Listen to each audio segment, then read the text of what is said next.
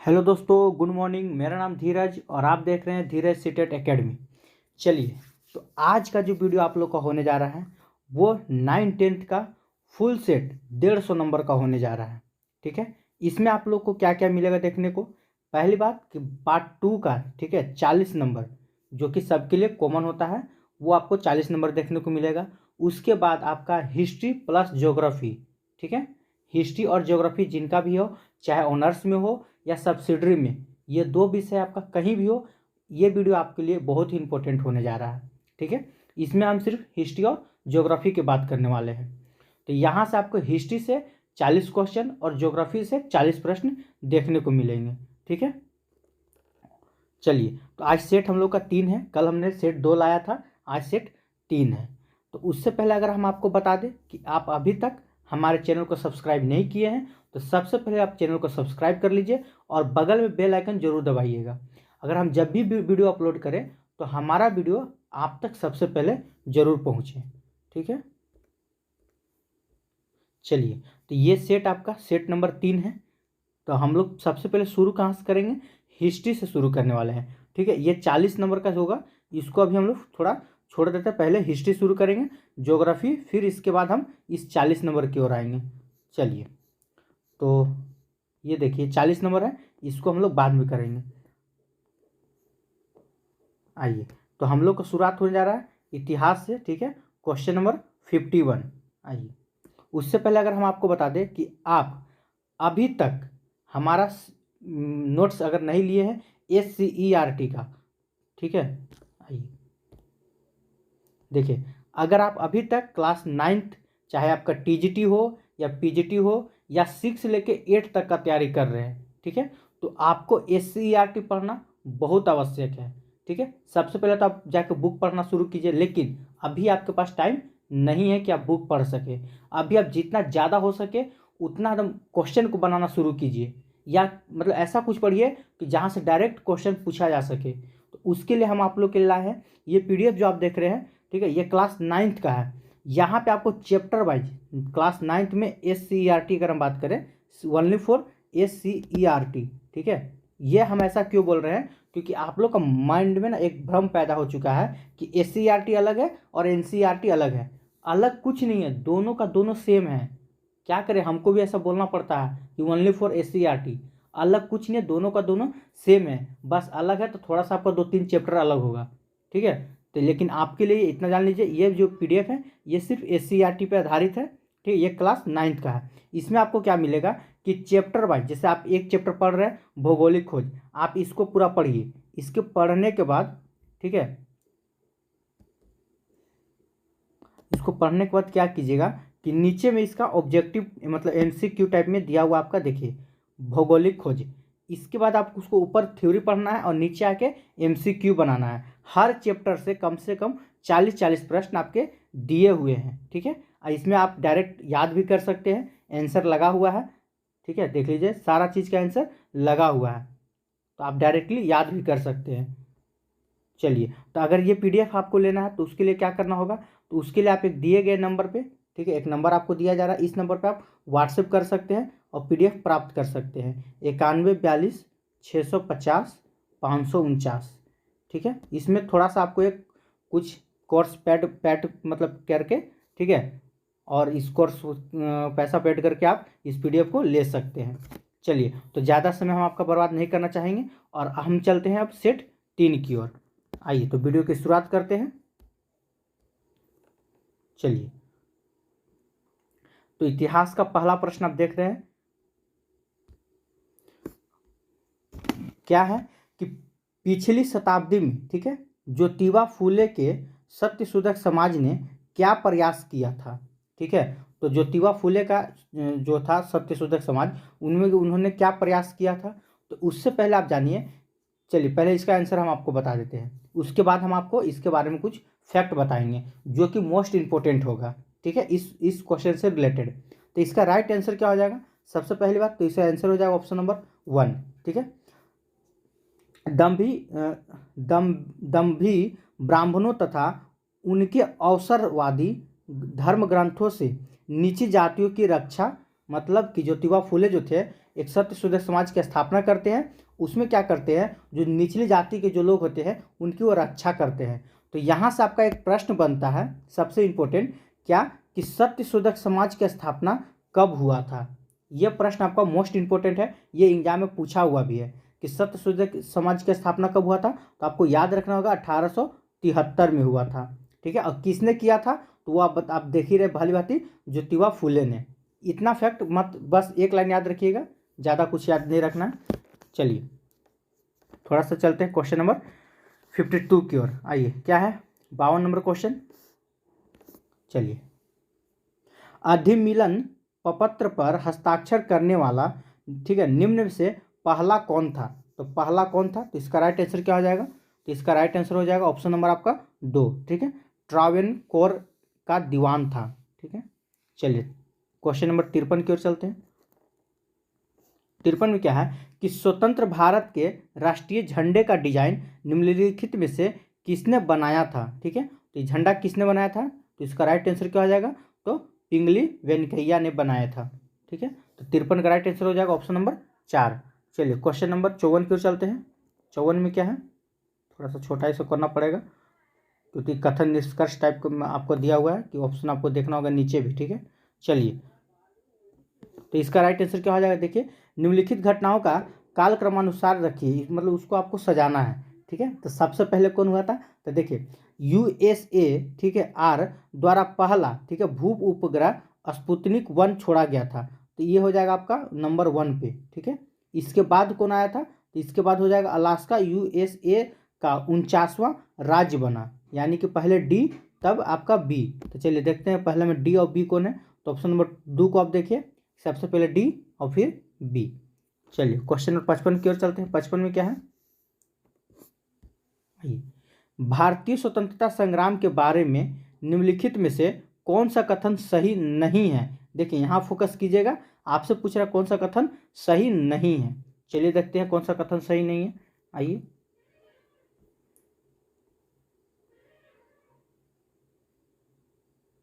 चलिए चारों ऑप्शन आपको दिख रहा होगा।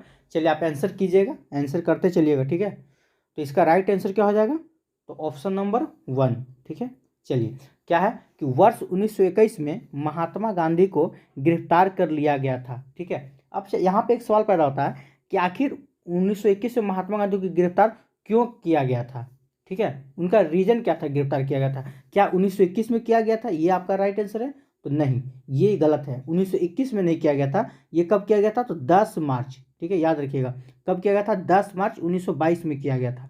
लेकिन आपसे क्या पूछा जा रहा है, कौन सही नहीं है, तो यही आपका सही नहीं है, ठीक है।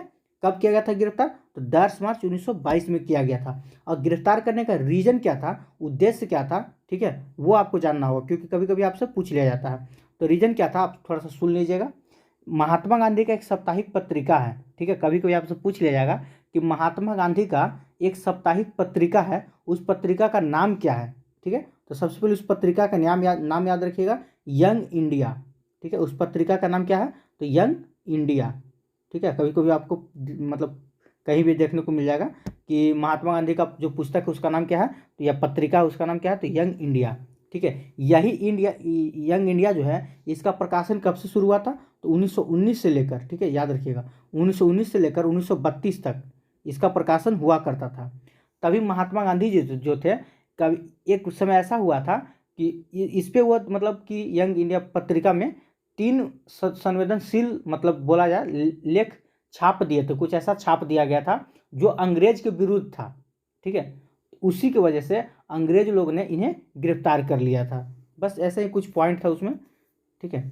चलिए आपको फर्स्ट याद रखना है कि यंग इंडिया, यहाँ से एक पॉइंट आप याद कर लीजिएगा, यंग इंडिया के पत्रिका के संस्थापक कौन थे, तो महात्मा गांधी, ठीक है। तो इसका राइट आंसर क्या हो जाएगा, ऑप्शन नंबर 1। देखिए थोड़ा सा भैया डिस्कशन करें तो टाइम लग जाएगा, आप लोग चाहते हैं कि तुरंत आंसर निकल जाए, जितना जल्दी खत्म कर दे, तो थोड़ा सा 2-4 वही क्वेश्चन को हम आपको डील करेंगे या समझाने की कोशिश करेंगे जो आपके लिए मोस्ट इंपॉर्टेंट होगा। बाकी सारा क्वेश्चन को हम नहीं आपको डील करने वाले हैं, ठीक है। जो हमें लगेगा कि नहीं ये इंपॉर्टेंट होगा, ये फैक्ट बताना चाहिए, वो हम जरूर बताएंगे, और नहीं तो हम खुद स्पीड में चलेंगे। तो थोड़ा सा वीडियो लंबा होगा क्योंकि आपका 150 प्रश्न हम करवाने वाले हैं, ठीक है। तो वीडियो को देखिए, पूरा देखिए, ये ना कि बीच में आप छोड़ के मत जाइएगा, ठीक है। चलिए आते हैं क्वेश्चन नंबर 56 में क्या है, देखिए। हड़प्पा स्थलों की खुदाई में निम्नलिखित में से, ठीक है, क्या नहीं मिला है? तो क्या नहीं मिला है? तो याद रखिएगा, शिखर सहित मंदिर नहीं मिला है, ठीक है। 56 का राइट आंसर क्या हो जाएगा? ऑप्शन नंबर 4 आपका राइट आंसर हो जाएगा। चलिए 57 नंबर क्वेश्चन को चलते हैं। 57 में क्या है, देखिए, यहाँ से बहुत प्रश्न पूछे जाते हैं महात्मा बुद्ध के बारे में, कि महात्मा बुद्ध ने प्राण कहाँ त्यागे, मतलब कि महात्मा बुद्ध का मृत्यु कहाँ हुआ था, ठीक है। तो कहाँ हुआ था? तो कुशीनगर में, पहला बात तो आपको ये याद रखना होगा। चलिए थोड़ा सा इसमें हम हल्का हल्का बात कर लेते हैं, ठीक है। एक मिनट, आइए। महात्मा बुद्ध का जन्म कब हुआ था, ठीक है। अगर जन्म की हम बात करें तो इनका जन्म कब हुआ था, तो याद रखिएगा 563 ईसा पूर्व में।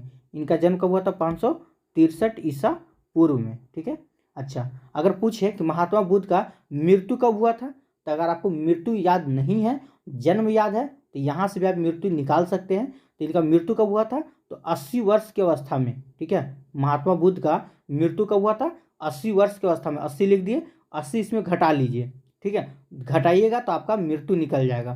तो आप जन्म हमेशा याद रखिए, जन्म हुआ था 563 ईसा पूर्व में, और इनका मृत्यु 80 वर्ष के बाद हुआ था। तो 563 में 80 घटा लीजिए, यानी कि यहाँ क्या हो जाएगा? 3, इस 16 में 60 गया 8, यहाँ हो जाएगा 4, यानी कि इनका मृत्यु जो था वो 483 ईसा पूर्व में हुआ था, ठीक है। मृत्यु कब हुआ था? 483 ईसा पूर्व में हुआ था। अब आपको लगेगा कि सर जन्म लिया 563 में, मृत्यु 483 में कैसे हो रहा है? तो आपको हम बता दें, ईसा मसीह के पहले का जो कार्य होता था उसे हम ईसा पूर्व कहते थे, यानी 500 से पहले जो भी होता था वो उल्टी गिनती चला करता था, ठीक है, ईसा पूर्व में आता था।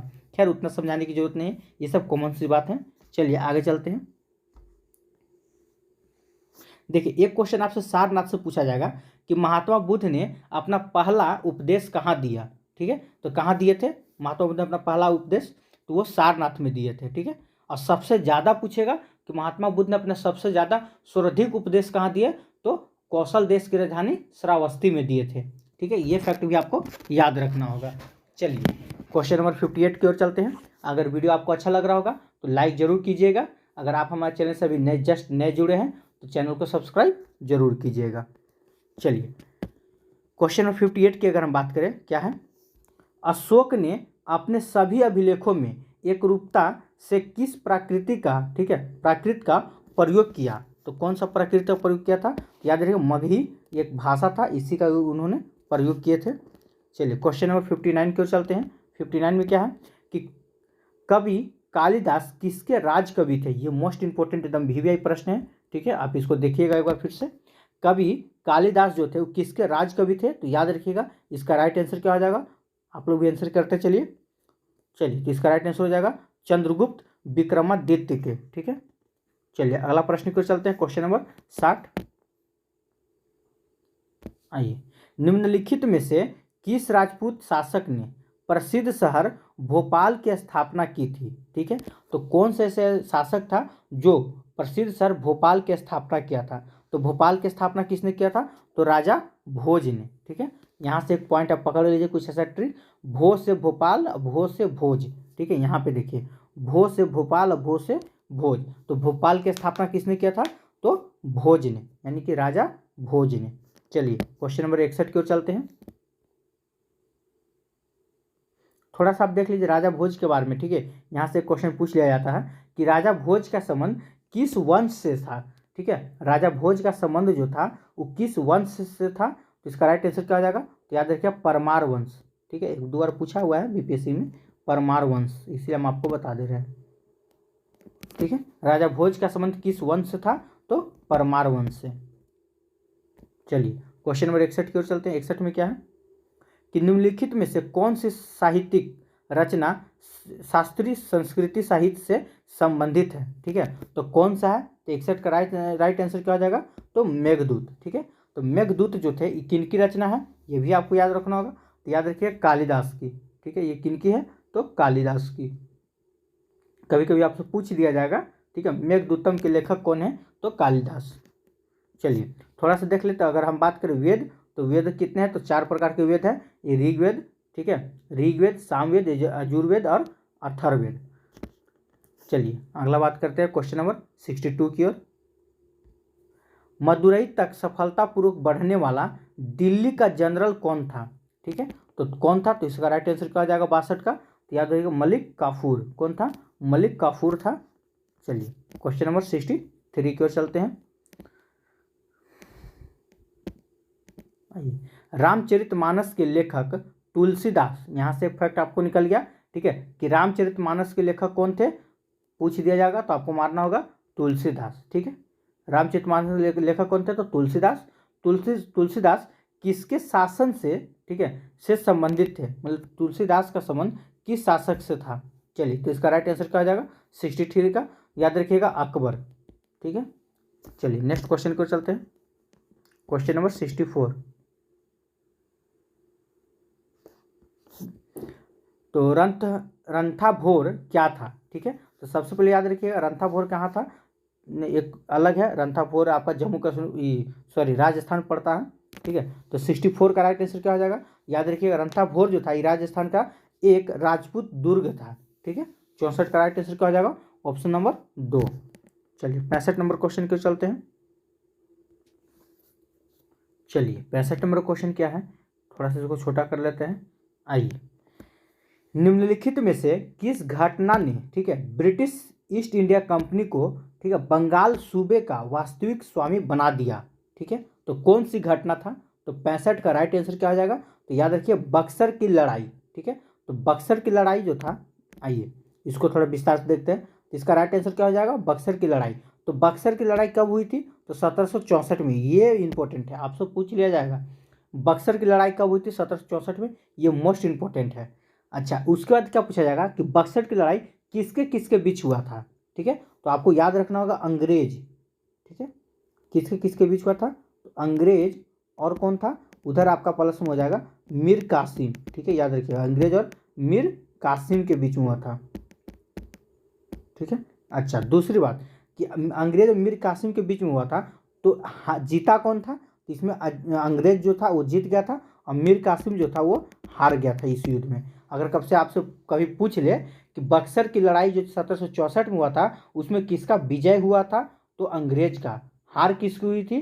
तो मीर कासिम की। ठीक है, तो इसका राइट आंसर क्या हो जाएगा? ऑप्शन नंबर 1 हो जाएगा। चलिए थोड़ा सा इसका ऑप्शन के बारे में अगर हम देख लें। ठीक है, प्लासी की युद्ध, यहाँ पे आइए, प्लासी की लड़ाई कब हुआ था? 1757 में। ये मत सोचिएगा कि आपसे यही पूछ लिया जाएगा कि प्लासी का लड़ाई कब हुआ था। आपसे पूछा जाएगा प्लासी की लड़ाई कब हुआ था बाई डेट। 1757 याद रखने से काम नहीं चलने वाला है, क्योंकि आप जो पूछता है तो उसमें बाई डेट लगा कर पूछता है। तो आपको याद रखना होगा प्लासी की लड़ाई कब हुआ था? 23 जून। ठीक है, 23 जून 1757। ठीक है, 23 जून 1757 को हुआ था। चलिए थोड़ा सा अगर हम बात कर लें, चलिए ठीक है यहाँ तक। अच्छा, ये किसके किसके बीच हुआ था प्लासी की लड़ाई? अगर ये कभी पूछ ले तो ये भी याद रखिएगा अंग्रेज। ठीक है, अंग्रेजों और किसके बीच? तो ये हो जाएगा आपका सिराजुद्दौला के बीच। सिराजुद्दौला। ठीक है, अब इसमें किसका जीत हुआ था? तो वही अंग्रेज जीत गया था और सिराजुद्दौला जो था वो हार गया था। हारने वाला कौन था? सिराजुद्दौला था। चलिए क्वेश्चन नंबर 66 की ओर चलते हैं। चलिए, झेलम नदी के किनारे प्रसिद्ध, ठीक है, विस्तृतता का युद्ध किन किन शासकों के बीच हुआ था? ठीक है, तो किन किन शासकों का बीच हुआ था? तो इसका राइट आंसर क्या हो जाएगा 66 का? तो याद रखिएगा पोरस और सिकंदर के बीच हुआ था। क्या हो जाएगा? पोरस और सिकंदर के बीच हुआ था। चलिए नेक्स्ट क्वेश्चन को चलते हैं। क्वेश्चन नंबर 67 में क्या है कि ब्रिटिश साम्राज्यवाद के दौरान भारत का आर्थिक अपवाह का सिद्धांत किसने प्रस्तुत किया था? ठीक है, ये मोस्ट इंपॉर्टेंट है, इसमें आप स्टार लगा लीजिएगा। ये क्वेश्चन बहुत बार पूछा हुआ है। तो इसका मतलब कि आर्थिक अपवाह का सिद्धांत किसने प्रस्तुत किया था? ठीक है, तो इसका राइट आंसर क्या हो जाएगा? तो याद रखिएगा दादा भाई नौरोजी। ठीक है, अच्छा एक क्वेश्चन आपसे पूछा जाएगा कि दादा भाई नौरोजी जो थे भारतीय राष्ट्रीय कांग्रेस के कितने बार अध्यक्ष बने थे? ठीक है, तो कितने बार बने थे और कब कब? तो याद रखिएगा, देखिए शुरू से आपको हम बता देते हैं।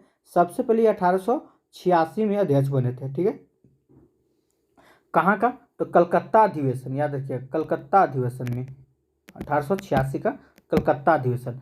फिर ये दूसरी बार अध्यक्ष कब बने थे? तो ये हो जाएगा फिर 1893 में। ठीक है, लाहौर अधिवेशन। लाहौर अधिवेशन, ठीक है। और तीसरा बार जब बने थे ये 1906 में बने थे। कब बने थे? 1906 में। ये आपका कलकत्ता अधिवेशन के दौरान ही बने थे, ठीक है। चलिए, ये तीनों फैक्ट आपको याद रखना होगा, ठीक है। परीक्षा में यहाँ से सॉलिड एक प्रश्न पूछ लिया जाता है। अगला प्रश्न क्यों चलते हैं क्वेश्चन नंबर 68 की ओर। 1877 ईस्वी के, ठीक है, इंपीरियल दरबार में हाथ से काती हुई रुई से बने कपड़े पहनकर कौन गया था, ठीक है। तो कौन गया था? तो इसका राइट आंसर क्या हो जाएगा 68 का? तो गणेश वासुदेव जोशी गए थे, ठीक है। चलिए क्वेश्चन नंबर 69 की ओर चलते हैं। आइए, चलिए, तो आंदोलन में से किसमें महात्मा गांधी ने भूख हड़ताल को एक हथियार के रूप में प्रयोग किया था? तो कौन कब किए थे? तो याद रखिएगा, ठीक है। 69 का आंसर राइट आंसर क्या हो जाएगा? 1918 का, ठीक है, अहमदाबाद वाली हड़ताल, ठीक है। चलिए क्वेश्चन नंबर 70 की ओर चलते हैं। अगर वीडियो आपको अच्छा लग रहा होगा तो वीडियो को लाइक ज़रूर कीजिएगा। अगर आप हमारे चैनल पर अभी नए बने हुए हैं तो चैनल को सब्सक्राइब कर लीजिए। अगर आप टीजीटी पीजीटी का तैयारी कर रहे हैं, ठीक है, तो यहाँ प्रत्येक दिन रात 8 बजे सेट भेज दिया जाता है और 10 बजे 9 to 10 का और 4 बजे 6 to 8 का, ठीक है, क्लास करवाया जाता है। जो सेट आप बना कर आते हैं उसी सेट को यहाँ डील कराया जाता है, ठीक है। तो आप लोग सेट बनाने की कोशिश कीजिएगा, पहले बात। आइए क्वेश्चन नंबर 70 क्यों चलते हैं। 70 में क्या है? वर्ष 1947 के बाद, ठीक है, वर्ष 1947 के बाद निम्नलिखित में से किस राज्य को भारतीय संघ के साथ बलपूर्वक मिलाया गया, ठीक है। तो कौन सा राज्य था? तो इसका राइट आंसर क्या आ जाएगा? तो याद रखिएगा हैदराबाद, ठीक है। चलिए, कभी कभी पूछ लिया जाता है कि हैदराबाद का जुड़वा शहर या जुड़वा भाई कौन है? तो सिकंदराबाद, ठीक है, ये भी आप याद रखिएगा। चलिए 71 नंबर क्वेश्चन को चलते हैं। 71 में क्या है? थोड़ा सा इसको छोटा कर लेते हैं। चलिए यहीं से, ठीक है। आइए, मिलान करना है आपको, ठीक है। जयप्रकाश नारायण, तो जयप्रकाश नारायण के नाम से किसे जाना जाता है? किनका उपनाम है, ठीक है? तो लोकनायक, ठीक है, यानी कि ये हो जाएगा आपका जयप्रकाश नारायण, ठीक है। एक मिनट रुकिए, यहाँ पे हम लिख देते हैं लोकनायक, ठीक है। यहाँ पे क्या हो जाएगा? लोकनायक, ठीक है। चलिए, CF एंड्रूज, ठीक है, ये किससे कहा जाता था? तो याद रखिए दीनबंधु, दीनबंधु, ठीक है। एक थे देशबंधु। अगर कभी पूछ दे देशबंधु किनका उपनाम है, तो चित्तरंजन दास का, ठीक है। चलिए अगला प्रश्न देखते हैं। एक मिनट, दादा भाई नौरोजी, ठीक है, ये हो जाएगा आपका ग्रेट ओल्ड मैन, ठीक है, ये हो जाएगा आपका great old man of India. Lala Lajpat Rai पूछे तो ये हो जाएगा आपका पंजाब केसरी, ठीक है। चलिए, तो इसका राइट आंसर क्या हो जाएगा? चलिए देख लेते हैं हम नीचे में। तो याद रखिएगा अ का हुआ है आपका कौन सा? ये जो अ देख रहे हैं जयप्रकाश नारायण लोकनायक, तो लोकनायक कितना में है? 3 में, यानी कि अ का 3। चलिए देखते हैं अ का 3 है कि नहीं। आइए देखिए, अ है यहाँ पे, इसके सामने क्या 3 कहाँ दिख रहा है? यहाँ पे, यानी कि ऑप्शन नंबर बी आपका सही हो जाएगा, ठीक है। चलिए अगला प्रश्न क्यों चलते हैं, क्वेश्चन नंबर 72। थोड़ा सा इसको जूम कर लेते हैं। ये देखिए, ये जो लिया हुआ है ना, ये आपका 9th क्लास का जब SCERT निकालिएगा उससे उसी बुक से लिया गया है, ठीक है। 9th क्लास का SCERT बुक से लिया गया, सप्तवर्षीय युद्ध, ठीक है। आइए, क्या है प्रश्न कि सप्तवर्षीय युद्ध में कौन से 2 देश शामिल थे, ठीक है। सप्तवर्षीय युद्ध में कौन से 2 देश शामिल थे? तो इसका राइट आंसर क्या हो जाएगा? तो याद रखिए इंग्लैंड और फ्रांस, ठीक है। चलिए दोस्तों, अगर आप टीजीटी या पीजीटी का तैयारी कर रहे हैं तो ये PDF आप लोग के लिए मोस्ट इंपॉर्टेंट है। हम बता देते हैं कि हर एक चैप्टर से, ठीक है, 40-40 प्रश्न को लिया जाता है। यहाँ चैप्टर वाइज आपको MCQ देखने को मिलेगा। जैसे कि अभी आप जो सेट में क्वेश्चन देखें वो किस चैप्टर से लिया गया है? तो यहाँ से लिया गया है, ठीक है, भौगोलिक खोज। देखिए आप क्वेश्चन नंबर आपको हम दिखा देते हैं, ठीक है। अगर जब आप भौगोलिक खोज निकालिएगा, ठीक है, तो वो जो क्वेश्चन है देखिए यहाँ पे आपका लिखा हुआ है, ठीक है। देखिए जस्ट वही प्रश्न है, क्या लिखा हुआ? सप्तवर्षीय युद्ध किन 2 देशों के बीच में हुआ था, ठीक है, ये प्रश्न आप वहाँ सेट में देखें, ये प्रश्न यहाँ PDF मेरा PDF में भी देख सकते हैं। तो सप्तवर्षीय युद्ध किन दो देशों के बीच हुआ था? तो इंग्लैंड और फ्रांस। देखिए यहाँ पे लिखा हुआ भी है, ठीक है, VVI भी किया हुआ था। ब्रिटेन को हम क्या बोलते हैं? ठीक है, अगर आपको लग रहा होगा सर यहाँ ब्रिटेन लिखा हुआ, तो ब्रिटेन को हम लोग इंग्लैंड बोलते हैं। ठीक है, तो इंग्लैंड और फ्रांस के बीच में सप्तवर्षीय युद्ध हुआ था। ठीक है, तो अगर आप TGT या PGT का तैयारी कर रहे हैं तो ये PDF आप लोग के लिए मोस्ट इंपॉर्टेंट होगा। ठीक है, क्योंकि यहाँ हर एक चैप्टर वाइज आपको दिया हुआ है MCQ। ठीक है, चलिए आइए, तो इसका राइट आंसर क्या हो जाएगा कि किसके किसके बीच में हुआ था? इंग्लैंड और फ्रांस के बीच में। ठीक है, ऑप्शन नंबर बी हो जाएगा। अब सवाल उठता है कि सप्तवर्षीय युद्ध जो था ये कितने साल तक चला? तो सप्त माने 7, यानी कि 7 साल का था। सप्तवर्षीय युद्ध कितने साल तक चला था? तो 7 साल तक। और इस कब उसे शुरू हुआ था? तो याद रखिएगा 1756 से लेके, ठीक है, 1756 से लेके 1763 तक। सप्तवर्षीय युद्ध कब से कब तक चला? 1756 से लेकर 1763 तक। अगर आपसे जब पूछ दे कि सप्तवर्षीय युद्ध में कौन जीता कौन हारा, ठीक है, तो याद रखिएगा इसमें जो था, ठीक है, फ्रांस जो था वो हार गया था। हारने वाला देश कौन था? फ्रांस हार गया था। इंग्लैंड जो था वो विजय हुआ, यानी कि जीत गया था। ठीक है, याद रखिएगा। खैर ये पूछता नहीं है, लेकिन हाँ आपको फैक्ट याद रखना होगा थोड़ा सा। चलिए क्वेश्चन नंबर 23 की ओर चलते हैं।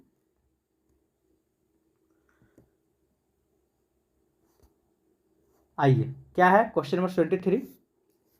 किसे विश्व कला संग्रहों का भंडार कहा जाता है? ठीक है, किसे विश्व कला संग्रहों का भंडार कहा जाता है? तो इसका राइट आंसर क्या हो जाएगा 23 का? तो ये हो जाएगा आपका, ठीक है, साला रंजक संग्रहालय को। ठीक है, चलिए क्वेश्चन नंबर 24 को चलते हैं।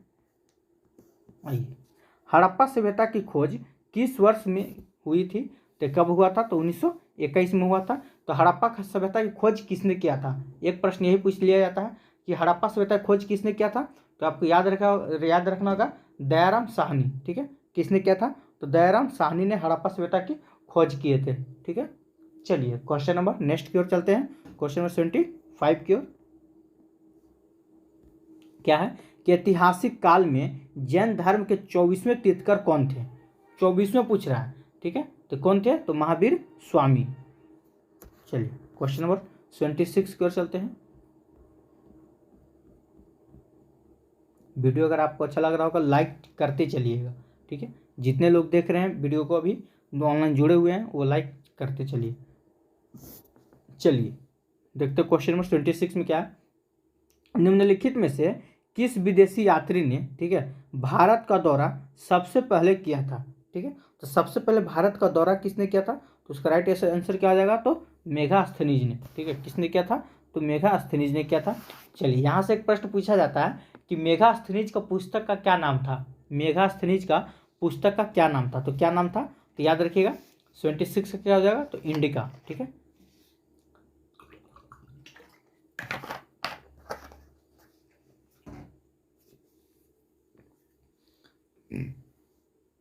सॉरी, चलिए, तो मेगास्थनीज का पुस्तक का नाम क्या था? तो इंडिका। क्वेश्चन नंबर 27 की ओर चलते हैं। 27 में क्या है कि गुप्त युग का प्रवर्तक कौन था? ठीक है, तो गुप्त युग का प्रवर्तक कौन था? तो इसका राइट आंसर क्या हो जाएगा? 77 का। चलिए तो आंसर कीजिए, ये हो जाएगा आपका श्रीगुप्त। ठीक है, गुप्त वंश का संस्थापक पूछ दे तो कौन हो जाएंगे? तो श्रीगुप्त, याद रखिएगा। चलिए क्वेश्चन नंबर 28 की ओर चलते हैं। 28 में क्या है? गीत गोविंद के लेखक कौन थे? तो गीत गोविंद के लेखक कौन थे? तो इसका राइट आंसर क्या हो जाएगा? तो ऑप्शन नंबर 1 जयदेव। चलिए 29 नंबर क्वेश्चन की ओर चलते हैं। 29 में क्या है कि राज प्रतीक के फलक के नीचे देवनागरी लिपि में उत्कीर्ण शब्द कौन सा है? तो सत्यमेव जयते निम्नलिखित में से किस उपनिषद से लिए गए हैं? तो कौन से उपनिषद से लिए गए? तो 29 का आंसर क्या हो जाएगा? इसका राइट आंसर, चलिए तो याद रखिए मुंडक, यानी कि मुंडक उपनिषद से लिए गए हैं। चलिए क्वेश्चन नंबर 80 की ओर चलते हैं। 80 में क्या है? दिल्ली के खिलजी सुल्तान थे। तो दिल्ली के खिलजी सुल्तान कौन थे? तो इसका राइट आंसर क्या हो जाएगा? आइए 80 का राइट आंसर क्या हो जाएगा? ये हो जाएगा आपका तुर्क। चलिए क्वेश्चन नंबर 81 की ओर चलते हैं। 81 में क्या है? निम्नलिखित में से, एक मिनट, निम्नलिखित में से वह दुर्ग कौन सा है जिसे दक्कन की कुंजी माना जाता है? ठीक है, तो किससे माना जाता है? तो 81 का राइट आंसर क्या हो जाएगा? तो असीरगढ़ को। ठीक है, ऑप्शन नंबर 3 आपका राइट आंसर हो जाएगा। चलिए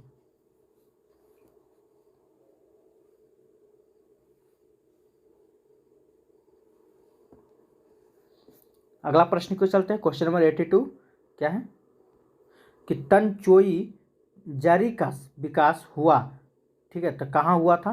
तो इसका राइट आंसर क्या हो जाएगा 82 का? ये हो जाएगा वाराणसी में, ठीक है। चलिए 83 नंबर क्वेश्चन देखते हैं। 83 में क्या है कि अंग्रेज ने भारत में अपनी पहली फैक्ट्री कहाँ स्थापित की थी? तो अंग्रेज ने भारत में अपनी पहली फैक्ट्री कहाँ स्थापित की थी? तो सूरत, ठीक है। कहाँ की था? तो सूरत में। चलिए अगला प्रश्न को चलते हैं। क्वेश्चन नंबर 84 क्या है? झांसी के राज को, ठीक है, इसके द्वारा, मतलब किसके द्वारा भारत में ब्रिटिश शासन का हिस्सा बनाया गया था? तो किसके द्वारा बनाया गया था? तो 84 का राइट आंसर क्या हो जाएगा? चलिए तो इसका हो जाएगा ऑप्शन नंबर आपका 1, राज्य अपहरण नीति, ठीक है, उसके द्वारा किया गया था। चलिए नेक्स्ट क्वेश्चन को चलते हैं। क्वेश्चन नंबर 85 में क्या है? अंग्रेजों ने, चलिए 85 नंबर क्वेश्चन देखते हैं। अंग्रेजों ने भारत में रेलवे किस उद्देश्य से शुरू की थी? ठीक है, तो रेलवे जो था किस उद्देश्य से शुरू किया गया था? तो ब्रिटिश वाणिज्य और प्रशासनिक नियंत्रण की सुविधा के लिए, ठीक है, याद रखिएगा। चलिए क्वेश्चन नंबर 86 की ओर चलते हैं। थोड़ा सा छोटा कर लीजिए, आइए।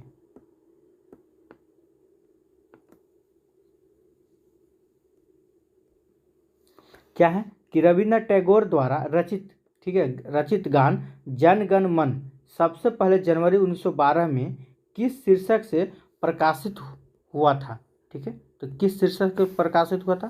तो इसका राइट आंसर क्या हो जाएगा 86 का? ये हो जाएगा आपका भारत विधाता, ठीक है, ऑप्शन नंबर सी।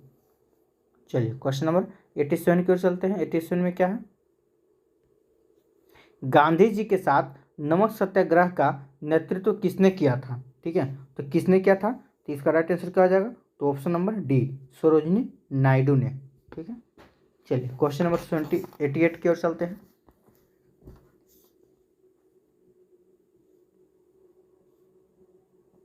आइए, क्या है कि पंचशील सिद्धांत निम्नलिखित में से क्या नहीं है? ठीक है, तो पंचशील सिद्धांत जो निम्नलिखित में से क्या नहीं है? चलिए तो इसका राइट आंसर क्या हो जाएगा? तो इसका राइट आंसर हो जाएगा आपका ऑप्शन नंबर 1, ठीक है, गुट निरपेक्षता नहीं है।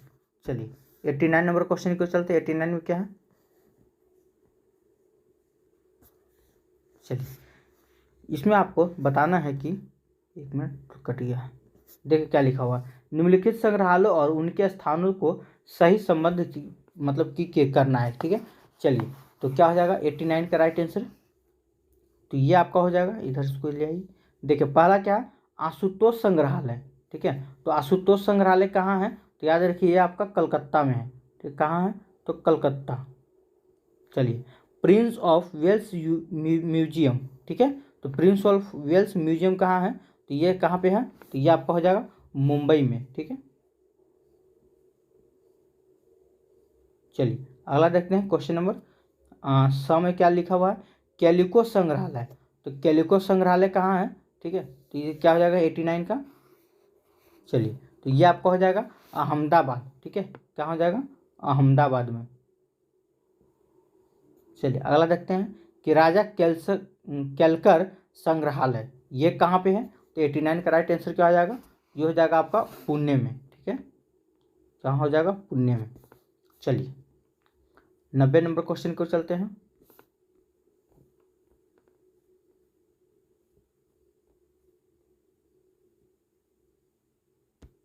आइए, क्या है कि 3 प्रमुख राजनेता कौन थे जिन्होंने, ठीक है, गुट निरपेक्ष आंदोलन को आरंभ किया? तो कौन कौन थे? 3 प्रमुख राजनेता का नाम बताना है आपको। आइए इसका राइट आंसर हो जाएगा पंडित जवाहरलाल नेहरू, ठीक है, गमाल अब्दुल नासिर और तीसरा था मार्शल टीटो, ठीक है। चलिए 91 नंबर क्वेश्चन को चलते हैं। 91 में क्या है? निम्नलिखित में से कौन भारतीय संगीत के, ठीक है, ठुमरी रूप को लोकप्रिय बनने के लिए या बनाने के लिए नहीं जाना जाता था? ठीक है, तो राइट आंसर क्या हो जाएगा 91 का? ये हो जाएगा आपका अमीर खुसरो, ठीक है। चलिए 92 नंबर क्वेश्चन देखते हैं। 92 में क्या है, सिंधु घाटी की प्राचीन संस्कृति और आज के हिंदू धर्म के बीच, ठीक है, सदैव संबंध का प्रमाण किसकी पूजा से मिलता है। ठीक है, तो किसकी पूजा से मिलता है, तो 92 का राइट आंसर क्या हो जाएगा, चलिए आंसर कीजिएगा आप लोग। चलिए तो इसका राइट आंसर हो जाएगा आपका ऑप्शन नंबर बी। ठीक है, पत्थर, पेड़ और पशु की पूजा से मिलता है। चलिए 93 नंबर क्वेश्चन की ओर चलते हैं। 93 में क्या है, बौद्ध के विकास के अनुसार गौतम बुद्ध का अगला, ठीक है, अवतार किससे माना जाता है। तो गौतम बुद्ध का अगला अवतार किससे माना जाता है, 93 का क्या हो जाएगा, तो मैत्रेय। ठीक है, ऑप्शन नंबर बी। चलिए क्वेश्चन नंबर 94 की ओर चलते हैं। 94 में क्या है कि निम्नलिखित में से किसके द्वारा तृतीय बौद्ध परिषद को संरक्षण प्रदान किया गया था। ठीक है, तो किसके द्वारा किया गया था, 94 का राइट आंसर क्या हो जाएगा, अशोक के द्वारा। ठीक है, चलिए क्वेश्चन नंबर 95 की ओर चलते हैं। 95 में क्या है कि गुप्त राजवंश किस लिए प्रसिद्ध था। ठीक है, तो गुप्त राजवंश किस लिए प्रसिद्ध था, तो इसका राइट आंसर क्या हो जाएगा, कला एवं स्थापत्य के लिए प्रसिद्ध था। चलिए क्वेश्चन नंबर 96 की ओर चलते हैं। 96 में क्या है, एक मिनट आइए, किसने सिखों में एकता लाई और एवं पंजाब में राज स्थापित किया था। ठीक है, तो किसने किया था, तो इसका राइट आंसर क्या हो जाएगा, तो रंजीत सिंह ने। ठीक है, चलिए 97 नंबर क्वेश्चन को चलते हैं। चलिए अंकोर वाट मंदिर कहाँ स्थित है, तो याद रखिएगा ये आपका कंबोडिया में स्थित है। 98 नंबर क्वेश्चन क्या है, किसके शासनकाल में सबसे अधिक मंगोल आक्रमण हुए। ठीक है, तो 98 का राइट आंसर क्या हो जाएगा, अलाउद्दीन खिलजी। ठीक है, ऑप्शन नंबर आपका बी करेक्ट आंसर है। चलिए 99 नंबर क्वेश्चन देख लीजिए, ये मोस्ट इंपॉर्टेंट VVI प्रश्न है। देखिए आईने अकबरी का लेखक है, तो आईने अकबरी के लेखक कौन है, तो ये तो सबको पता होना चाहिए। इसका राइट क्या हो जाएगा, अबुल फजल।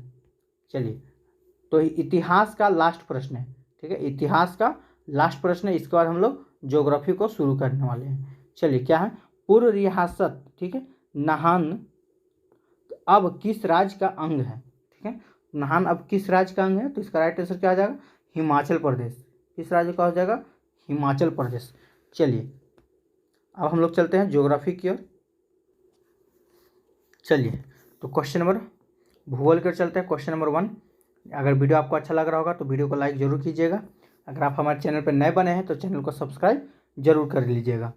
चलिए तो 59 नंबर क्वेश्चन क्या है कि भारत में जनसंख्या वृद्धि की दर अधिक है क्योंकि, क्यों है, तो क्योंकि देखिए मृत्यु, यहाँ ऑप्शन नंबर क्या हो जाएगा, 3 हो जाएगा, मृत्यु दर में कमी आई है परंतु जन्म दर अधिक बनी हुई है। ठीक है, इसलिए यहाँ के जनसंख्या में वृद्धि होने का कारण है। चलिए 52 नंबर क्वेश्चन देखते हैं, थोड़ा सा जूम कर लेते हैं। आइए, भारत का सबसे छोटा दिन कब होता है, तो भारत का सबसे छोटा दिन कब होता है, इसका राइट आंसर क्या हो जाएगा 52 का। चलिए तो ये हो जाएगा आपका 22 दिसंबर को। कब होता है, 22 दिसंबर को होता है। क्वेश्चन नंबर 53 को चलते हैं।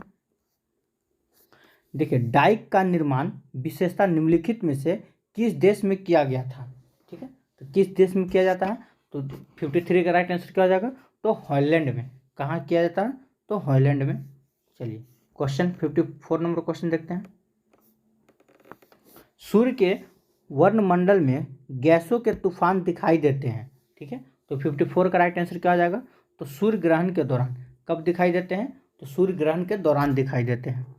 चलिए 55 नंबर क्वेश्चन की ओर चलते हैं। 55 में क्या हो जाएगा, आइए, निम्नलिखित में से, ठीक है, सॉरी एक मिनट, चलिए ठीक है, आइए 55 में क्या है, निम्नलिखित में से कौन से बराबर वर्षा वाले स्थलों को जोड़ने वाली रेखाएं दर्शाते हैं। ठीक है, तो कौन से दिखाते हैं, तो 55 का राइट आंसर क्या हो जाएगा। ठीक है, तो ये ऑप्शन नंबर हो जाएगा 4, आइसोसाइट्स दिखाते हैं। ठीक है, चलिए 56 नंबर क्वेश्चन की ओर चलते हैं। आर्कटिक क्षेत्र और अंटार्कटिका महाद्वीप किसके निकट स्थित है। ठीक है, तो ये किसके निकट स्थित है, 56 का राइट आंसर क्या हो जाएगा, तो ये आप याद रखिएगा। ठीक है, उत्तरी और दक्षिणी ध्रुव के बीच में स्थित है। ठीक है, चलिए 57 नंबर क्वेश्चन को चलते हैं। 57 में क्या है, भूमंडलीय जलवायु परिवर्तन का मुख्य कारण है, तो क्या है, तो 57 का हो जाएगा ऑप्शन नंबर 1। ठीक है, वायुमंडल में कार्बन डाइऑक्साइड की मात्रा में वृद्धि। चलिए 58 नंबर क्वेश्चन को चलते हैं। निम्नलिखित में से कौन सा कथन सही है, ठीक है, तो आपको सही कथन को चुनना है। तो कौन सा कथन सही है, चलिए देखिए ऑप्शन नंबर आप 3 देखिए, मैग्मा में गैस होती है, बात सही है, किंतु लावा में नहीं होती है, यही बात आपका सत्य है। ठीक है, चलिए 59 नंबर क्वेश्चन को चलते हैं। आइए, उष्णकटिबंधीय घास स्थल को कहते हैं, तो क्या कहते हैं, चलिए 59 का राइट आंसर क्या हो जाएगा, सवाना कहते हैं। ठीक है, चलिए अगला क्वेश्चन नंबर 60 में क्या है कि ग्रेट बैरियर रीफ निम्नलिखित में से किसमें स्थित है। ठीक है, तो ये किसमें स्थित है, तो 60 का आंसर क्या आ जाएगा, तो कोरल समुद्र में। कहाँ स्थित है, कोरल समुद्र में। चलिए 61 नंबर क्वेश्चन देखो और चलते हैं। 61 में क्या है, आइए, तापीय विद्युत को पैदा करने के लिए, ठीक है, किस प्रकार का कोयला मुख्य रूप से उपयुक्त है। ठीक है, तो 61 का राइट आंसर क्या आ जाएगा, ये आपका हो जाएगा ऑप्शन नंबर 3 एंथ्रासाइट कोयला। ठीक है, अगला क्वेश्चन को चलते हैं। क्वेश्चन नंबर 62 में क्या है, निम्नलिखित में से कौन सा कार्य मनुष्य द्वारा, ठीक है, मनुष्य द्वारा किए जाने वाला है जो पारिस्थितिकी संतुलन को में बाधा डालता है। चलिए तो कौन सा हो जाएगा इसका राइट आंसर, आइए देख लेते हैं। 62 का ऑप्शन क्या क्या दिया हुआ है,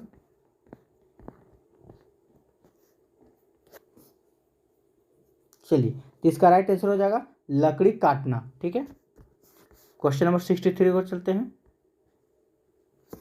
नदी का अपर्दन सबसे अधिक होता है, ठीक है, तो कहाँ होता है, तो जहाँ, ठीक है, तो जहाँ नदी का प्रवाह तेज होता है। ठीक है, जहाँ नदी का प्रवाह जो है, देखिए नदी का प्रवाह तेज होता है। ठीक है, चलिए 64 नंबर क्वेश्चन को चलते हैं। चलिए, तो निम्नलिखित धारा में से कौन सा सतलुज घाटी में पड़ता है। ठीक है, मतलब सतलुज घाटी में कौन सा धारा पड़ता है, तो 64 का राइट आंसर क्या हो जाएगा, ये हो जाएगा सिपतिला धारा। ठीक है, ऑप्शन नंबर 3 हो जाएगा। आइए 65 नंबर क्वेश्चन देखते हैं। 65 में क्या है कि प्रायद्वीपीय भारत की निम्नलिखित में से, ठीक है, कौन सी नदी अरब सागर में नहीं मिलती है। ठीक है, तो कौन सी नदी नहीं मिलती है अरब सागर में, आपसे पूछा जा रहा है। चलिए तो 65 का राइट आंसर क्या हो जाएगा, ये हो जाएगा कावेरी। कावेरी अरब सागर में नहीं, ये कहाँ गिरती है, बंगाल की खाड़ी में जाके गिरती है। ठीक है, बाकी नर्मदा, ताप्ती और पेरियार ये कहाँ पे है, तो याद रखिए सागर के ये जो है, एक मिनट, चलिए ये सब तीनों नदी आपका अरब सागर में गिरने वाले हैं। लेकिन वहीं अगर हम बात कर ले किसकी, कावेरी का, ये कहाँ गिरते हैं, तो ये आपका बंगाल की खाड़ी में। चलिए 66 नंबर क्वेश्चन देखते हैं। चलिए क्वेश्चन नंबर 66 को चलते हैं। क्या है कि नागपुर में वर्षा कम होती है क्योंकि सह्याद्री पर्वत के कारण यह, क्या है, तो सह्याद्री पर्वत के कारण यह क्या है कि प्रतिपवन पार्श्व में स्थित है। ठीक है, ऑप्शन नंबर 4 आपका राइट आंसर हो जाएगा। चलिए 67 नंबर क्वेश्चन देखते हैं। 67 में क्या है, निम्नलिखित में से किस राज्य में, ठीक है, प्याज का उत्पादन सबसे अधिक होता है, वो कौन सा राज्य है भारत का जो प्याज का उत्पादन सबसे अधिक करता है, तो कौन सा हो जाएगा, ये आपका हो जाएगा महाराष्ट्र। चलिए अगला क्वेश्चन देखते हैं। क्वेश्चन नंबर 68, कोयले का सबसे बड़ा भंडार किस राज्य में है, तो ये कौन हो जाएगा, तो झारखंड। झारखंड का, ठीक है, झरिया, याद रखिएगा। चलिए 69 नंबर क्वेश्चन है, का आंसर क्या हो जाएगा, जनकाकीय अभिलक्षणों के आधार पर, ठीक है, भारत का वर्गीकरण जनसंख्या चक्र के किस चरण में किया गया है। ठीक है, तो किस चरण में किया गया है, तो इसका राइट आंसर क्या हो जाएगा, ऑप्शन नंबर 3। ठीक है, तो बिल बिंबित विस्तारशील चरण का किया गया है। चलिए 70 नंबर प्रश्न क्या है कि पूर्णतः कार्बनिक, ठीक है, बनाने वाला प्रथम भारतीय राज्य कौन सा था, ठीक है, तो कौन सा है, तो इसका राइट आंसर क्या हो जाएगा, सिक्किम हो जाएगा आपका। चलिए अगला क्वेश्चन की ओर चलते हैं। क्वेश्चन नंबर 71 में क्या है, यूएसए में, ठीक है, कोलोरेडो निम्नलिखित में से किस भू आकृति के लिए प्रसिद्ध है, ठीक है, तो कौन सा भू आकृति के लिए प्रसिद्ध है, तो इसका राइट आंसर क्या हो जाएगा, तो भव्य, ठीक है, भव्य ग्रैंड ग्रह के लिए प्रसिद्ध है। चलिए 72 नंबर क्वेश्चन देखते हैं, हमारे सौर मंडल में सबसे बड़ा ग्रह कौन है, तो कौन सा हो जाएगा, बृहस्पति, ठीक है। चलिए शनि, शनि का एक उपग्रह है जिसका नाम क्या है, टाइटन, ठीक है, याद रखिएगा। अगला प्रश्न देखते हैं। क्वेश्चन नंबर 73 में क्या है, मानचित्र बनाने की कला और विज्ञान को क्या कहा जाता है, ठीक है, तो मानचित्र बनाने की कला और विज्ञान को क्या कहा जाता है, तो मानचित्र कला कहते हैं। चलिए क्वेश्चन नंबर 74 की ओर चलते हैं। 74 में क्या है कि यदि पृथ्वी के, ठीक है, वायुमंडल में कार्बनिक डाइऑक्साइड को ना हो, ठीक है, कार्बन डाइऑक्साइड ना हो तो भूपृष्ठ का तापमान क्या होगा, तो भूपृष्ठ का तापमान क्या होगा, तो इसका राइट आंसर क्या आ जाएगा। चलिए तो इसका राइट आंसर हो जाएगा आपका ऑप्शन नंबर 3, वर्तमान से, ठीक है, कम हो जाएगा। क्या कम हो जाएगा, ऑक्सीजन, भूपृष्ठ का तापमान क्या हो जाएगा, तो वर्तमान से कम हो जाएगा, ठीक है। चलिए क्वेश्चन नंबर 75 की ओर चलते हैं।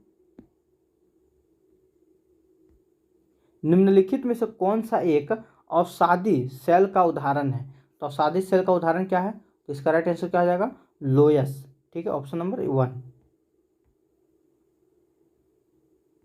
चलिए 76 नंबर क्वेश्चन देखते हैं, उस महाद्वीप का नाम बताइए, ठीक है, जहाँ टुंड्रा प्रकार की जलवायु नहीं पाई जाती, यहाँ पे आपको फोकस करना है, नहीं पाई जाती है, ठीक है, तो कहाँ पे नहीं पाई जाती है, तो इसका राइट आंसर क्या हो जाएगा, 76 का अफ्रीका, ऑप्शन नंबर 3। चलिए 77 नंबर क्वेश्चन को चलते हैं। 77 में क्या है, ये आपको मिलान करना है, ठीक है। चलिए तो मिलाते हैं। ऑस्ट्रेलिया एक तरफ आपका देश है और दूसरा तरफ उसका स्थानीय पवन है, ठीक है, तो ऑस्ट्रेलिया का स्थानीय पवन का नाम क्या है, तो विली विली, ठीक है। चलिए चीन, तो चीन का राष्ट्रीय पवन का नाम क्या है, तो टाइफून, ठीक है। चलिए फ्रांस, तो फ्रांस का क्या हो जाएगा, ये हो जाएगा आपका मिस्ट्रियल, फ्रांस का क्या हो जाएगा, तो मिस्ट्रियल। वेस्ट इंडीज, ठीक है, तो ये हो जाएगा ऑप्शन नंबर आपका 1 बचा, ठीक है, ये हो जाएगा प्रभजन, ठीक है, प्रभजन जो हो जाएगा वो हो जाएगा। चलिए आप देखते हैं किसका किसका क्या आंसर हुआ, ठीक है। देखिए 1 का 2 सबसे पहले तो आपको दिख रहा है ऑस्ट्रेलिया के विली विली, तो 1 का 2 को किस ऑप्शन में दिख रहा है आपको, देखिए ऑप्शन नंबर मात्र 1 ही में दिख रहा है, ठीक है, 1 का 2 दिख रहा है। चलिए 2 का 3 तो चीनी का टाइफून हो जाएगा आपका, 2 का 3 दिखा। चलिए वेस्ट एक से फ्रांस, फ्रांस का क्या हो जाएगा, मिस्ट्रियल, यानी कि सारा का सारा मेरा मिल रहा है कौन सा ऑप्शन में, ऑप्शन नंबर 1 में, ठीक है। चलिए अगला प्रश्न की ओर चलते हैं। क्वेश्चन नंबर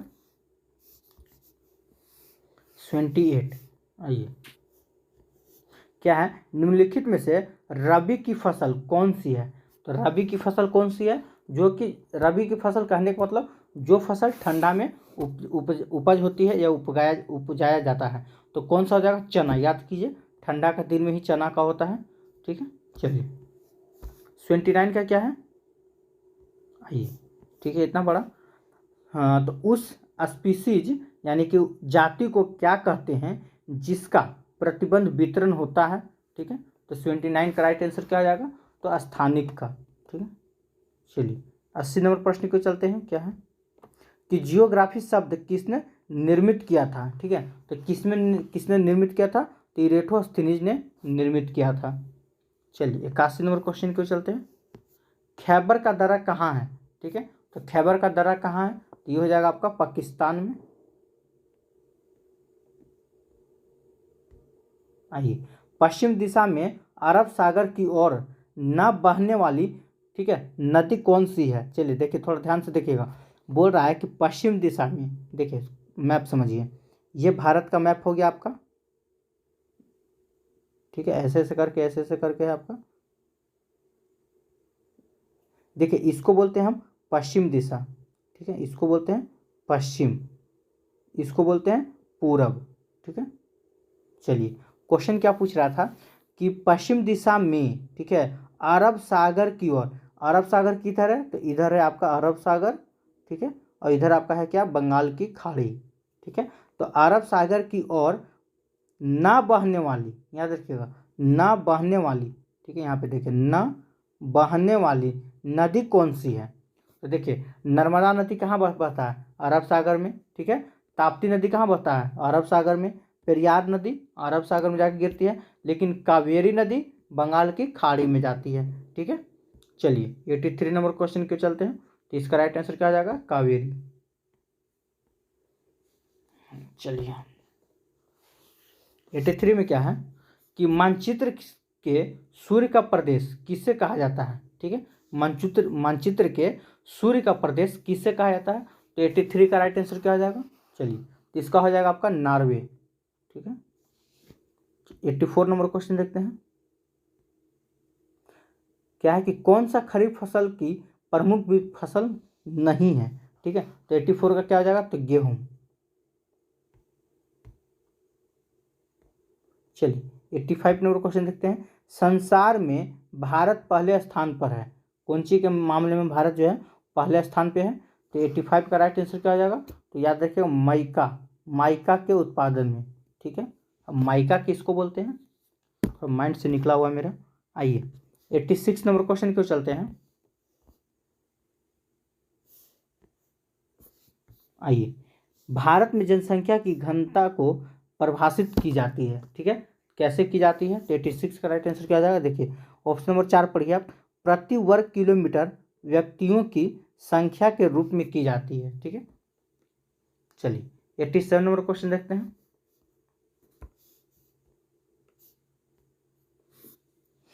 कौन सा शहर इलेक्ट्रॉनिक सिटी के नाम से जाना जाता है, तो किससे जाना जाता है, तो बेंगलुरु को जाना जाता है। चलिए 88 नंबर क्वेश्चन क्या है, निम्नलिखित में से कौन सा शहर, ठीक है, धातु व्यापार का सबसे बड़ा केंद्र है, ठीक है, तो कौन सा है, तो 88 का राइट आंसर क्या हो जाएगा, चलिए ये हो जाएगा आपका न्यूयॉर्क।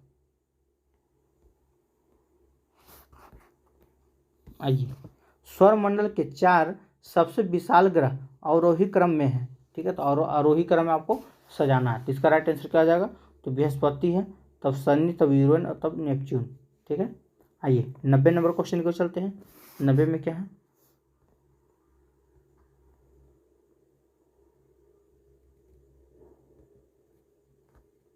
चलिए क्या है, 90 नंबर क्वेश्चन देखते हैं कि विषुवत रेखा पर गुरुत्व के कारण, ठीक है, त्वरण क्या मान क्या होता है, चलिए तो उसका मान क्या होगा, त्वरण ध्रुव पर त्वरण की अपेक्षा कम है, ठीक है, ऑप्शन नंबर 1 हो जाएगा आपका। 91 नंबर क्वेश्चन देख लीजिए, वायुमंडल की सबसे निचली परत है, तो वायुमंडल की सबसे निचली निचली परत कौन सा है, ये हो जाएगा आपका क्षोममंडल। चलिए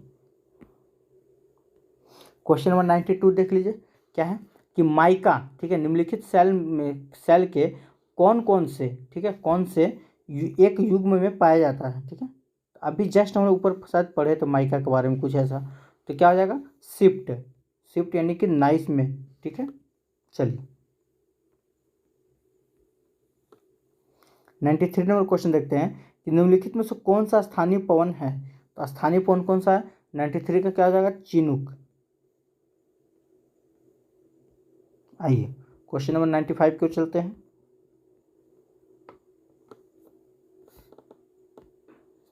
दक्षिण अमेरिका की अमेजन द्रोणी, ठीक है, अमेजन द्रोणी बेसिन में भूमध्यरेखीय वनों को क्या कहा जाता है, ठीक है, तो क्या कहा जाता है, तो इसका राइट आंसर क्या हो जाएगा, 95 का, चलिए ये हो जाएगा आपका सेलवा।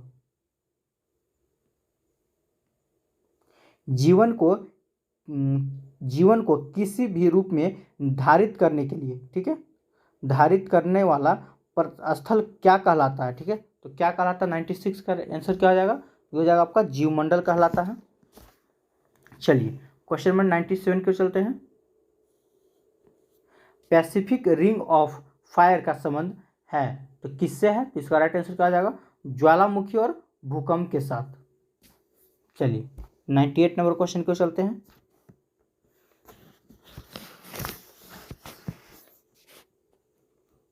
पीर पंजाल, ठीक है, घाटी कहाँ स्थित है? ये हो जाएगा जम्मू कश्मीर में। एक मिनट, एक पीर पंजाल घाटी कहाँ स्थित है? तो पीर पंजाल नहीं, सॉरी सॉरी सॉरी, एक मिनट रुक जाइए। चलिए, पंजशीर, सॉरी, पंजशीर घाटी कहाँ स्थित है? ये हो जाएगा आपका जम्मू कश्मीर में, ठीक है। क्या आज हमको हो गया, थोड़ा सा माइंड डिस्टर्ब है, ठीक है, इसलिए थोड़ा सा हम कुछ और सोच रहे थे मन में, बुला गया, जम्मू कश्मीर देखा तो पीर पंजाल का याद आ गया था। चलिए 99 नंबर क्वेश्चन को चलते हैं। 99 में क्या है, आइए, निम्नलिखित में से कौन सा राज्य नर्मदा नदी की घाटी का हिस्सा नहीं है? ठीक है, तो 99 का क्या हो जाएगा? तो राजस्थान हो जाएगा। चलिए 100 में क्या है कि भारत में कृषि को दुष्प्रभावित करने वाला मौसम का सबसे महत्वपूर्ण तत्व है, तो क्या हो जाएगा? तो 100 का राइट आंसर ये हो जाएगा आपका वृष्टि, ठीक है। तो इस प्रकार से हम लोग, ठीक है, 100 नंबर का आज का क्वेश्चन खत्म कर चुके हैं, हिस्ट्री और ज्योग्राफी, यानी कि 40-40 80 नंबर क्वेश्चन आज खत्म हो चुका है। कल इसका भी आगे का सेट आएगा, ठीक है, सेट नंबर 4 आएगा आपका। तो अभी हम थोड़ा सा देख लेते हैं क्या आपका ये। चलिए, तो अब हम लोग सेट मतलब 3 का, ठीक है, 40 नंबर जो आपका बच गया था, ठीक है, इसमें क्या है कि सबका ये कॉमन है, ठीक है, इसको हम लोग देख लेते हैं। तो अगर आप अभी तक हमारे वीडियो को लाइक नहीं किए तो सबसे पहले वीडियो को लाइक करें, और अभी आप हमारे वीडियो को फर्स्ट टाइम देख रहे हैं तो सब्सक्राइब बटन को जरूर दबाइएगा। चलिए, तो इसका डायरेक्ट देखिए मैथ है, ठीक है, तो इसका हम आपको ऑप्शन बताते हुए चल जाते हैं। इसके बाद जो भी शुरू होगा उसको हम अच्छे से डील कर लेंगे। तो एक का आंसर क्या हो जाएगा? ऑप्शन नंबर सी, ठीक है। चलिए, 2 का राइट आंसर क्या है? Option number B. 3 का राइट आंसर क्या हो जाएगा? ये हो जाएगा आपको ऑप्शन नंबर डी। चलिए, 4 का राइट आंसर क्या हो जाएगा? तो 4 का हो जाएगा आपका, ठीक है, 1/5 15। चलिए, 5 का राइट आंसर क्या हो जाएगा? तो 5 का हो जाएगा ऑप्शन नंबर सी। चलिए, 6 का राइट आंसर क्या हो जाएगा? तो 6 का हो जाएगा आपका ऑप्शन नंबर 2। 7 का आंसर क्या हो जाएगा? तो 7 का हो जाएगा आपका ऑप्शन नंबर 12। चलिए, यहाँ तक आपका हो गया मैथ खत्म, यानी कि 7 क्वेश्चन आपसे मैथ का पूछा जा रहा है, ठीक है। चलिए, यहाँ थोड़ा हम विस्तार से देखते हैं क्या है। तो पहला प्रश्न, क्वेश्चन नंबर 8 है, बिहार में झरनी नृत्य, ठीक है, किस समुदाय का प्रसिद्ध लोक नृत्य है? ठीक है, तो बिहार में झरनी नृत्य जो है वो किस समुदाय का प्रसिद्ध लोक नृत्य है? तो 8 का राइट आंसर क्या हो जाएगा? तो मुस्लिम, ठीक है। चलिए, अगला क्वेश्चन देखते हैं, बिहार में दक्षिणी गंगा के मैदान की औसत ढाल किस ओर है? ठीक है, तो किस ओर है? तो ये राइट आंसर हो जाएगा आपका दक्षिण से उत्तर की ओर, ठीक है। चलिए, क्वेश्चन नंबर 10 की ओर चलते हैं। 10 में क्या है कि बिहार राज्य के बरौनी में स्थित, ठीक है, तेल शोधक कारखाना किसकी इकाई है? ठीक है, तो किसकी इकाई है? तो 10 का राइट आंसर क्या हो जाएगा? ये हो जाएगा आपका भारत तेल अधिनियम, ठीक है, भारत तेल नियम। चलिए, 11 नंबर क्वेश्चन की ओर आते हैं। 11 में क्या है, बिहार राज्य में कितने प्रमंडल में 4 जिले से अधिक जिले शामिल हैं? तो बताइए, 11 का राइट आंसर क्या हो जाएगा? तो ये हो जाएगा 4 प्रमंडल, ठीक है। चलिए, 12 नंबर क्वेश्चन देखते हैं। 12 में क्या है कि 21 फरवरी 2023 को अंतर्राष्ट्रीय मातृभाषा पुरस्कार किसे दिया गया है? ठीक है, तो किसे दिया गया? तो 12 का राइट आंसर क्या हो जाएगा? Option number C, doctor Mahendra Mishra को। चलिए, 13 नंबर क्वेश्चन की ओर चलते हैं।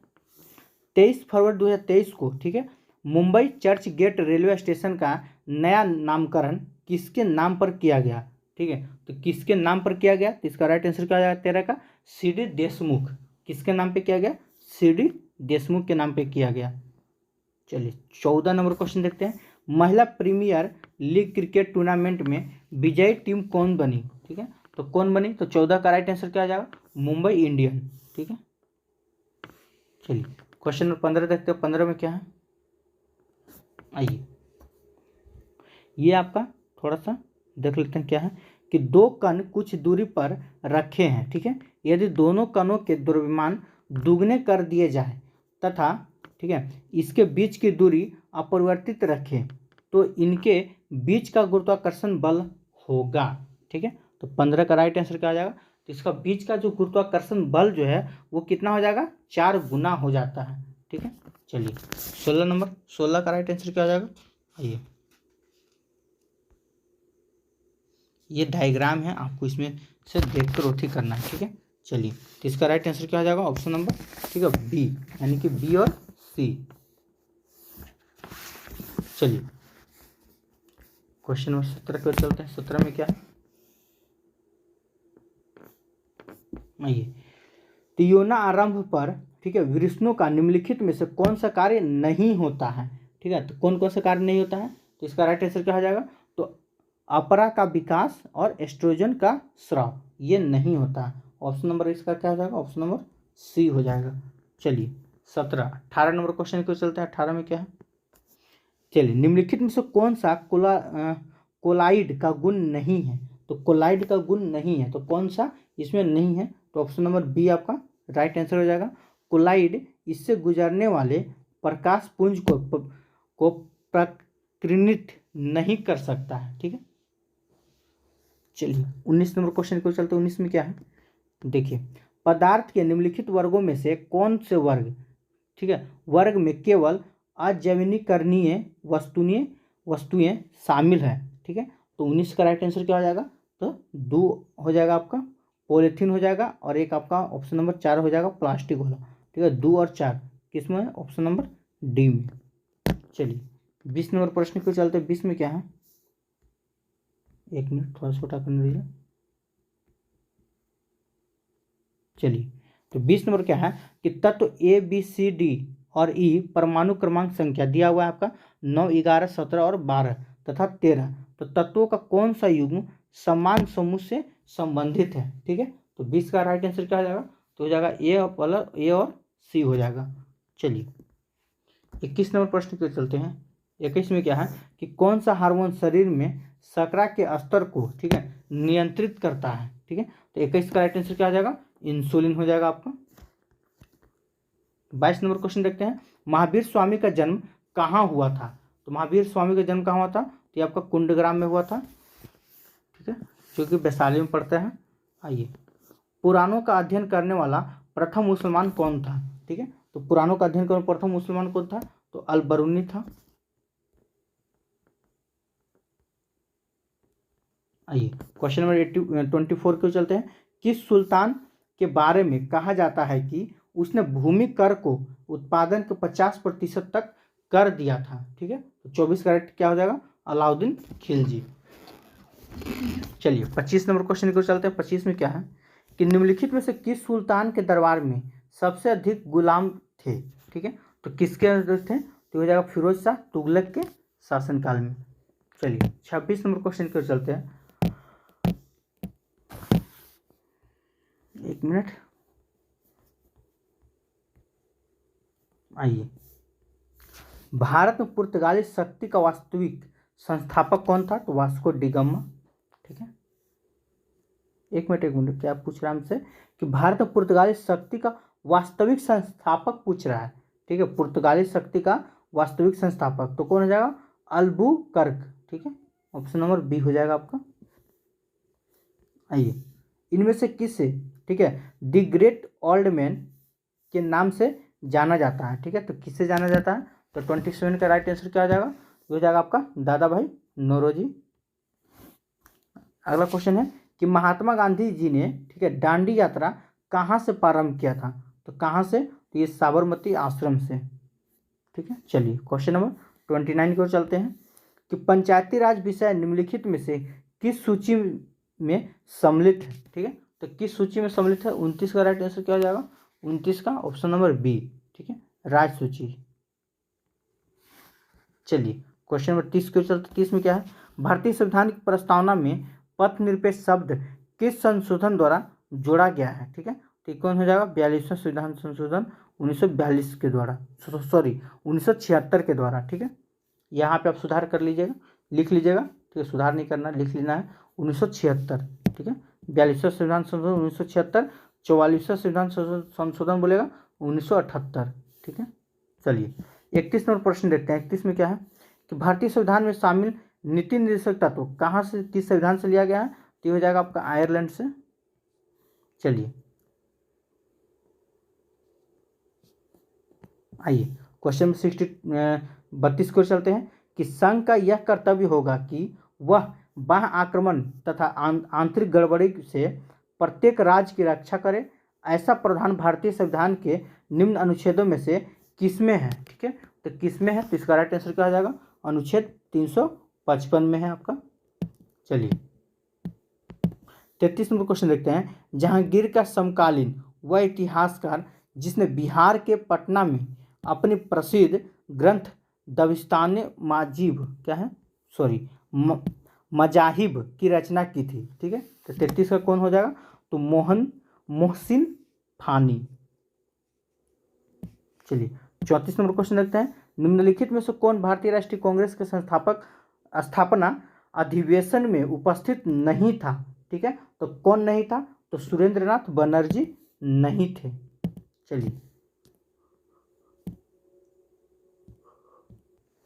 चलिए तो 35 नंबर प्रश्न देखते हैं। हिमालय की श्रेणियों में सबसे प्राचीनतम श्रेणी का क्या नाम है? चलिए तो क्या नाम है? तो वृहत हिमालय श्रेणी। 36 नंबर प्रश्न देखते हैं कि भारत की निम्नलिखित नदियों में से कौन सी दामोदर नदी की सहायक नदी नहीं है? तो दामोदर नदी की सहायक नदी नहीं है, कौन हो जाएगा? 36 का। चलिए ये हो जाएगा आपका इंद्रावती।